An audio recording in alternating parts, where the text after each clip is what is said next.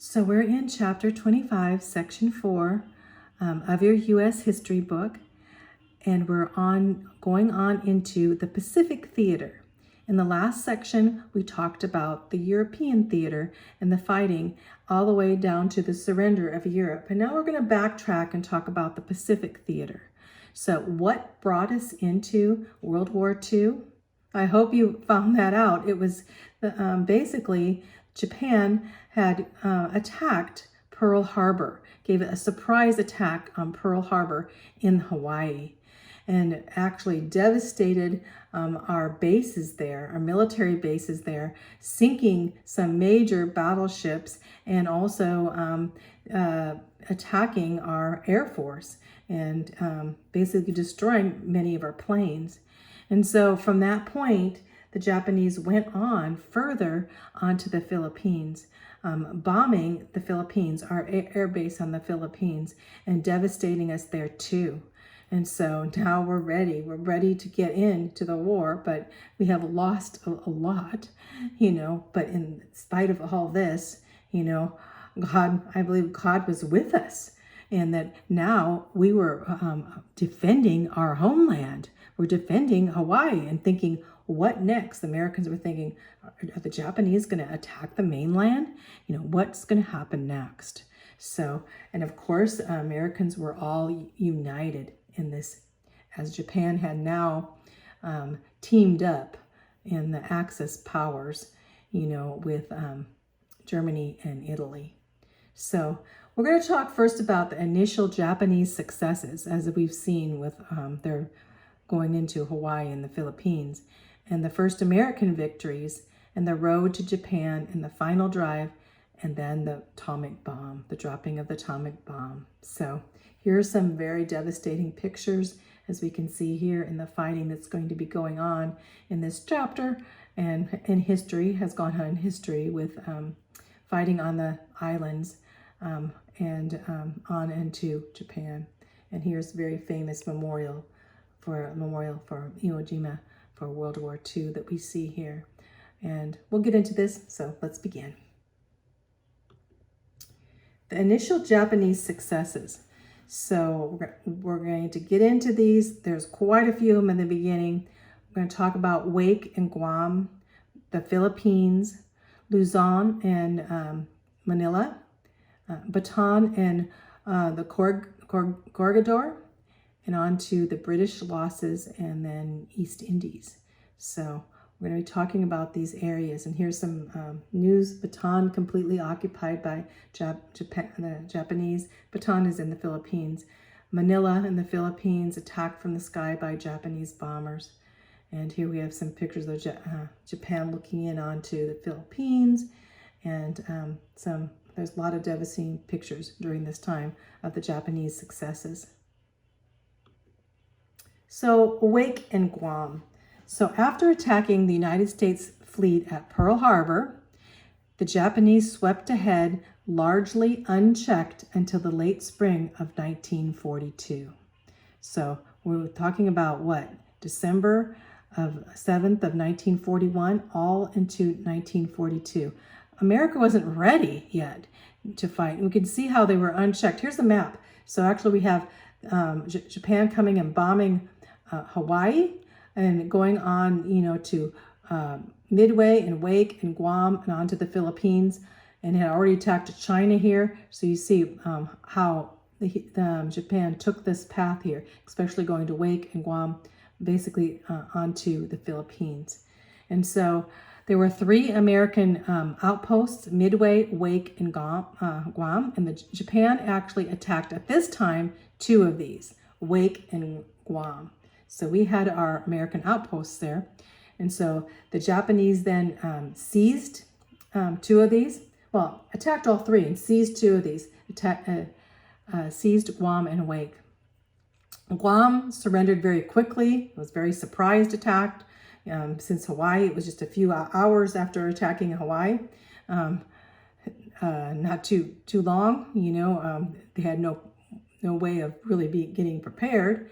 And so they surrendered. But the United States had a detachment of about 450 United States Marines on Wake Island, and they heroically held off the Japanese until December 23rd of 1941, when then food and water and ammunition ran out at that time, so they had to surrender. So we have these Marines, Coast Guard, not ready, but they fought until the end, till basically then they had to surrender to the Japanese. So now Japan held Wake Island and Guam Island, both. The Philippines. Well, the Philippines were not ready at all either. We're talking about, hours later, as Japan came straight from Hawaii. Well, General Douglas MacArthur, and he became one of the most famous generals in the Pacific Corridor during this time of World War II of America. Well, General Douglas MacArthur lived 1880 to 1964. He had been sent to the Philippines prior to this in 1936. This is a long time. We're talking about, in 1941, and he was there in 1936, and he was just preparing the island's defenses in the Philippines, just stationed in the Philippines. He had no idea this, as this attack was coming on.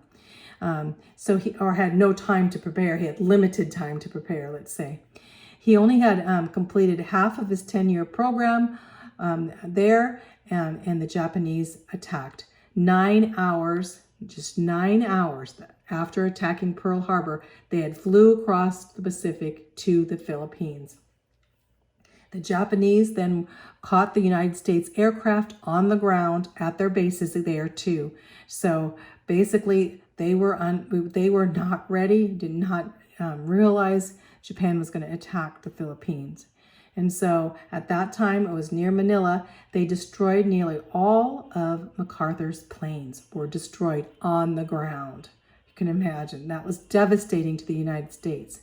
And then 2 days later, the Japanese bombed Cavite Naval Yard and destroyed many American ships later. So not only they destroyed the planes on the ground, but also the ships that were in the Philippine harbor. And so Americans had to retreat to the bases further south now. So the Philippines was totally, looking to complete devastation by what, as Japan had attacked, again, a surprise attack to America and to the Filipinos. Luzon and Manila taken by Japan. Without American air and naval power, the Japanese could easily land troops in the Philippines, because now the American air and the naval power was devastated in the Philippines. On December 10th, 1941, the first Japanese forces then landed on the northern coast of Luzon. That's just a couple days after, December 7th, 1941, when they attacked Japan. Now they came in, they're landing in the Philippines. On December 22nd, a larger force then landed on the shores of the Gulf there, 100 miles north of Manila. So in the midst of this, another force landed ashore south of Manila. So they had 3 columns of Japanese that were converging on the road to Manila, Manila being that capital of the Philippines and the biggest city there. So General MacArthur, in order to help the civilian population, he proclaimed Manila an open city. Basically said, it's an open city now. You guys need to, realize that we're not here, so you need to get prepared, and he withdrew. He had to withdraw. He had no choice. And he withdrew the remainder of his forces to the Bataan Peninsula there.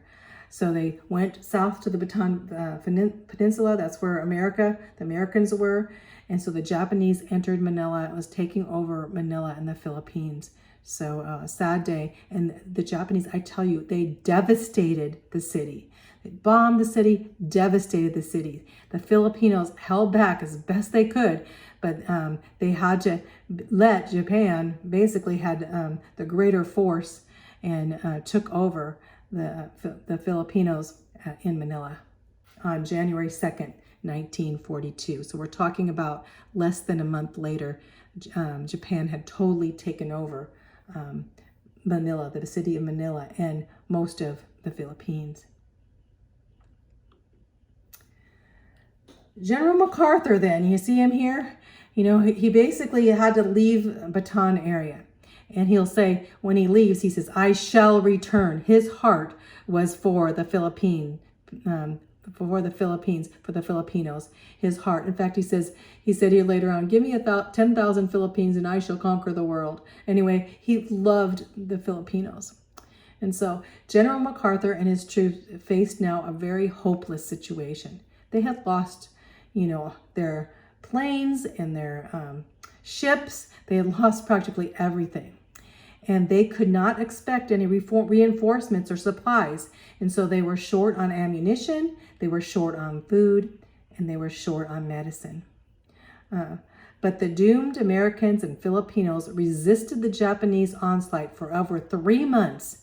They fought it out, keeping the Japanese from using their troops elsewhere. Basically, they just kept fighting in the midst. So the whole island of the Philippine Islands just became a battleground during this time. So then President Roosevelt ordered MacArthur to leave the Philippines and proceed to Australia. And so he left Bataan under the cover of darkness. They brought in this little motor torpedo boat on March 11th, 1942, and they got General MacArthur out of the Philippines. And that's when MacArthur promised the Filipinos, I shall return. He didn't want to leave them there, but Roosevelt knew he had to get his general out of there and that he would have to be back. And so he had to leave many of his American soldiers there too. So this was a sad day when General MacArthur leaves Bataan. Later on, we'll see here as General MacArthur returns with a victory. In fact, these are the statues in the Philippines here of General MacArthur returning. But we'll get into that in a little bit. So Corregidor and the Bataan Death March. This is one of the saddest stories of American history, actually. So the fortified island of Corregidor held 11,000 men that were guarding the entrance to Manila Bay. So we're talking about 11,000 men, quite a few. And they fought alone against overwhelming odds all the way to May 6th. Then the American prisoners from the Corregidor and Bataan were forced by their Japanese captors to walk many miles to prison camps. The march became known as the Bataan Death March because the Japanese shot or bayoneted the prisoners who fell out of line because of disease, wounds, hunger, or fatigue, and they would just shoot or kill them. And they had to walk a great distance to the prison camp. If it had not been for the heroic defense of the Philippines, Japan might have had many greater conquests in 1942. So in the midst of all the death march of the Filipinos were holding out, you know, as for their own country too. So, but the Bataan Death March, as you can see here, and this statue there as the soldiers are trying to help each other, help their wounded and help those that were sick and help those that were starving, and holding on to each other and helping each other. In the midst of all this, they were being shot at and bayoneted and treated horribly on the Bataan Death March, and many died, you know. So here we see some devastating pictures here of Corregidor and Bataan Death March. One of the saddest parts of American history. British losses then. In the meantime, what was going on with the British in the Pacific? The Japanese simultaneously attacked the British possessions of the Orient. So we're talking about Hong Kong and Singapore at that time. So, and Hong Kong ended up surrendering to Japan on Christmas of 1941, which is only a few weeks after Pearl Harbor was attacked. You know, on Christmas, Hong Kong surrendered, and Singapore fell on February 15th of 1942, a few months later. So Hong Kong falls, and so does Singapore. And the British, trying to defend this area, ended up allowing them to surrender. So the Japanese and Siamese troops joined and seized Burma, and they cut off the Burma Road. That was the last route to China. Remember, Japan wanted China to be part of their great empire, and controlling that part of the world. The Japanese wanted at that time to take over all of China. And that's one of the reasons that they attacked Pearl Harbor, was that America was not allowing them to take over China. He said, you're not allow us to take over China, then we're going to attack you. So, and they did. The British lost Rangoon, and the American-led Chinese were forced to surrender Mandalay, retreating to India. So Hong Kong now and Singapore fell to Japan. And the British lost this area, and they were cut off on their Burma Road totally. So this is devastating to the British at this time. The East Indies in the Battle of the Java Sea. So we're talking about, of course, here now we're going in, we're coming across here. Here's Guam. Over here, you don't see Hawaii on here, but as you're coming into Hawaii, you see where Guam is, you see where the Philippines right here are, and now you're going to see much fighting as Japan comes down. Japan is now going into French Indochina, even to Thailand there to fight in these areas, attacking. They're going to be trying to take over New Guinea. Why are they trying to take over New Guinea? Because they actually want to take over Australia, and they'll actually be bombing some ports, the Darwin port in Australia. And you'll see here the Dutch East Indies. You'll see fighting here. This whole area, of course, Japan wanted to take over in the midst. So we have the Philippines now, them controlling the Philippines. They're going to be controlling Hong Kong and Singapore and down into the Indies. So now we're going to talk about this is the Battle of the Java Sea when we see here. So the Japanese seized the Dutch East Indies. These are the Dutch East Indies. So this is where the Battle of the Java Sea happens. And this was a rich source of rubber. And then they were stopped for a time by the combined American and Dutch Asiatic fleets. And this was the Battle of this Java Sea. So the Americans and the Dutch were uniting. The Dutch, this was a colony, a Dutch colony at this time. And so we end up seeing, here's the Java Sea right here. This battle here with the star here. Big Battle of the Java Sea right here with the Americans and the Dutch, trying to defend this area. So in the Battle of the Java Sea, most of the American and Dutch vessels were sunk. So it wasn't a good battle for America. The Japanese were able to complete their conquest on land by March 7th of 1942. And now Japan felt they had conquered this entire area, including New Guinea. And so now they were threatened now to seize Australia. And they had already bombed Darwin, Australia. So the Australians were up in arms too. Of course, they were trying to protect their homeland now, their homeland of Australia, knowing that Japan has now control of New Guinea. So here we have some pictures of the Battle of the Java Sea here. Devastating, and the sinking of ships, and the sinking of American ships there too. But we'll have a turning point here. These are going to be some of the first American victories. We're going to talk about the Tokyo Raid. The Tokyo Raid here, this here, Doolittle's Raid. And we're going to talk about the Battle of the Coral Sea, the Battle of the Coral Sea here, the Battle of Midway, a miracle, Midway, a miracle. We're going to also talk about the Aleutian Islands. Did you know that Japan actually attacked Alaska through the Aleutian Islands? And actually was made for a distraction too, thinking that we would be distracted by taking our troops to Alaska instead of the Pacific. And then on to Guadalcanal, another major victory for America. These are the first American victories. The Tokyo Raid, we're going to talk about famous we probably, there's movies made on it because it is such an amazing event.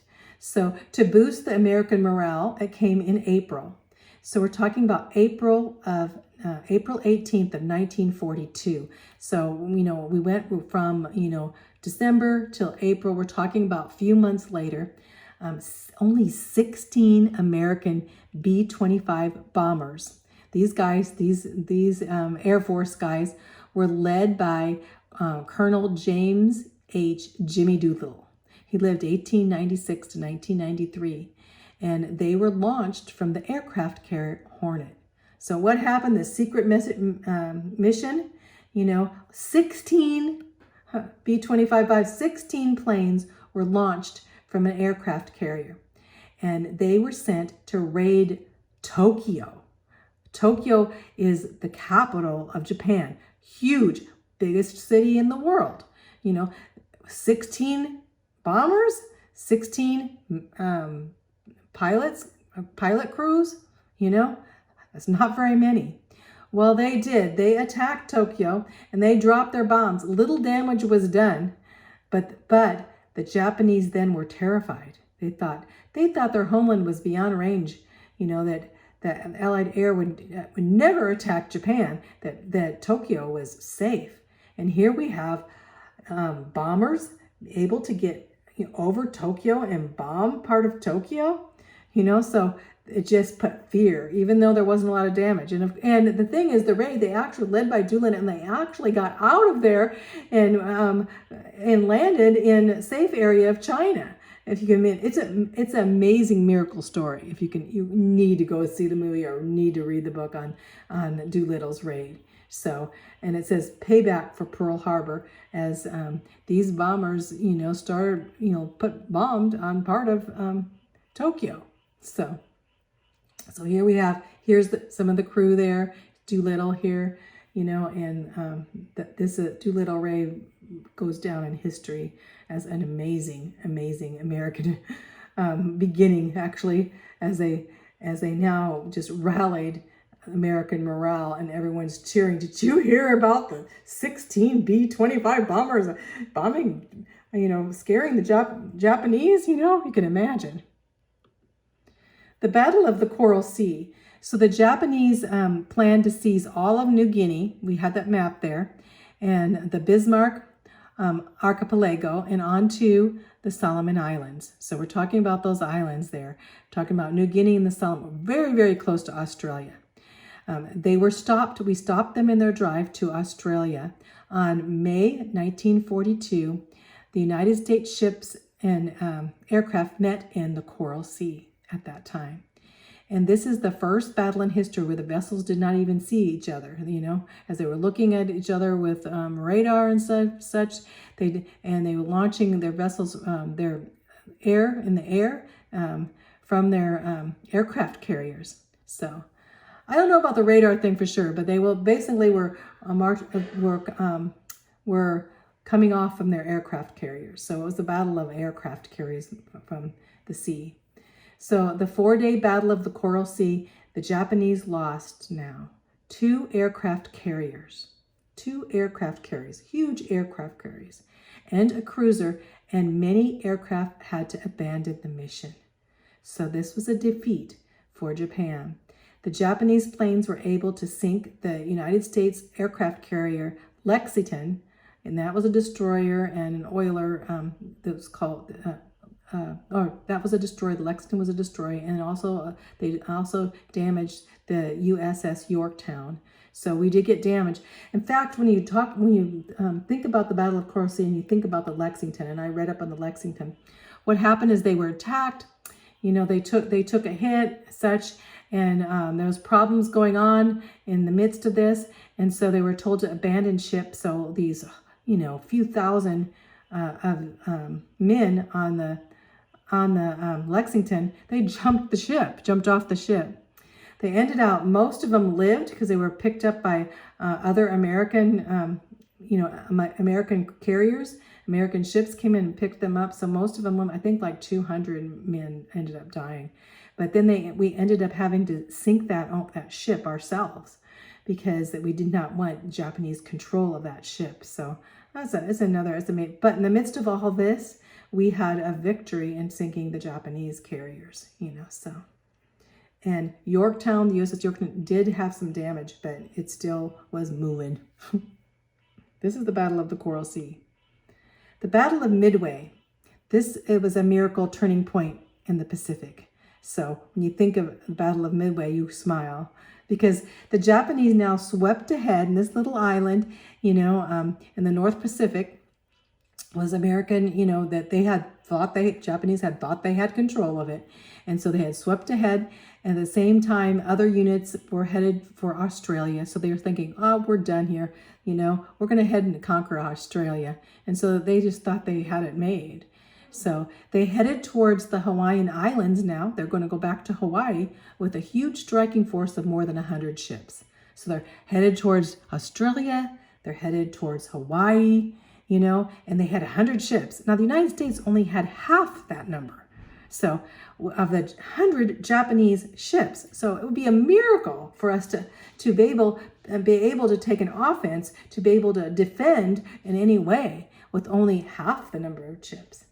So, the Japanese stopped then to bomb Midway Island and sunk our damaged ship, the Yorktown. So, in doing that, the United States Navy airmen caught the Japanese off guard. And when they took a detour to sink the Yorktown, and took that detour there to Midway, the Japanese were caught off guard, and we sank all 4 of the Japanese heavy aircraft carriers, as well as a heavy cruiser. So the Battle of Midway proved to be the turning point in the Pacific. So they took a big hit, Japan did. And so as on the way to Australia, we're going to conquer Australia, we're going to go back to Hawaii and take over Hawaii, we stopped Japan with a miracle. And Midway. So in the meantime, the Aleutians in Alaska. So the Japanese planned was called a feint. What's a feint? A feint is a military diversion from another planned attack. So they thought, well, let's go and we're going to occupy the Aleutian Islands here, and we're going to threaten America by attacking Alaska. You can imagine Japan. They didn't know anything about cold weather. They're from Japan, right? But so they go in after bombing the Dutch harbor. They came in and bombed the Dutch harbor in the Aleutian Islands here. And they occupied the islands of Attu, Kiska, and Agatu in the Aleutian Islands. So they're see where the Aleutian Islands are? Here's Japan down here. So they went up here to the Aleutian Islands, north. This is really cold area compared to where they're at, but they went up to the Aleutian Islands. They're really close to Alaska. And so in the spring of 1943, the American troops drove the Japanese from Attu. So American troops came in, yes, and drove them out. In the meantime, what do you think is going on with our West Coast? Of course, Washington and Oregon and California are thinking they could be attacked at any time. So they set up bunkers, and all of the cities had to learn to turn off their lights if a Japanese attack, and to get, basically to get into protective areas, and such. And they were getting ready for this attack, So we were on the West Coast thinking, oh my goodness, they're in Alaska, but at the spring of 1943, we're talking about 1943, not 1941 or 1942. It's like a year. The American troops drove the Japanese from Attu, and the Japanese, they just withdrew. They didn't even fight. They never fought. They just withdrew. You can imagine, like, we're too cold up here or whatever. I don't know why, but they were using Alaska as a diversion tactic is what they were doing. And here's some of the Japanese as they were in the Aleutian Islands. So if you go up to Alaska, you can say, oh my goodness, Japan was actually in Alaska and attacking Alaska. That's pretty close to us, right? And you could think the Canadians, Canada's right over here, they would probably too were thinking, oh, are they going to attack Canada next? So Guadalcanal in the South Pacific. So on August 7th, 1942, marked the beginning of Allied counteroffense in South Pacific when the U.S. Marines went ashore on Guadalcanal and the other islands in the Solomons. So this was another, a great victory for the Americans. But there was so much fighting. So the first need was to seize control of the airstrip on Guadalcanal, which was called the Henderson Field. And it's because the Japanese used this Henderson Field, to land their heavy reinforcements. So Americans knew we have to get Guadalcanal. So in a struggle which lasted until February of 1943, a long time, the Marines fought not only against the fanatical Japanese Banzai attacks, but also against insects and diseases of the jungle. Guadalcanal, as you can see, is a jungle. And so Marines went there and they fought, and they fought Banzai attacks, these attacks, the Japanese were bombing them in the midst. So a constant wartime during that time. But guess what? The Marines America and the Marines, they finally overcame the Japanese resistance in Guadalcanal. So this is great fighting in the South Pacific, very jungle-like. Here you can see, hey, these are some of the people living in the South Pacific here. In the midst here we have our soldiers talking to the people there and telling them what's going on in the midst of these small, small villages in Guadalcanal. You can imagine the environment there. They're probably thinking, what is going on? Japan's attacking and America's here. You can imagine. This was in the South Pacific. Now I'm going to stop there and we're going to continue in our next video because we still have a ways to go in the Pacific Corridor, or the Pacific Theater of World War II.